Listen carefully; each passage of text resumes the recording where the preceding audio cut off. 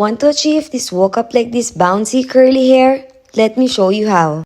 So first, we have to brush our hair to make sure na walang sabit-sabit sa buhok natin. Then, I use this curl serum before doing my heatless curls to make sure that my curls will last longer.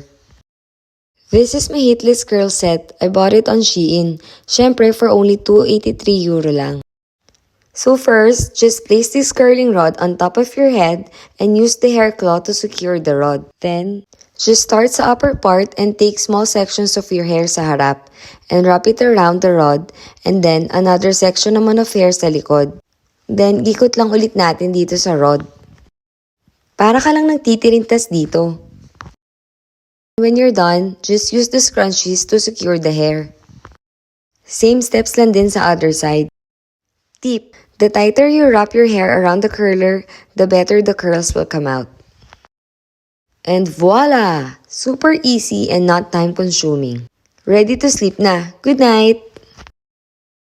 Pagising sa umaga, tanggalin lang natin, then use your fingers to brush your hair. That's it. Ready to larga na sa umaga. Super bouncy niya and soft, and thanks to the serum, it made my hair smells like fresh from the bath, not like bagong gising. So that's it. I hope natutunan na naman kayo sa aking paggagastusan.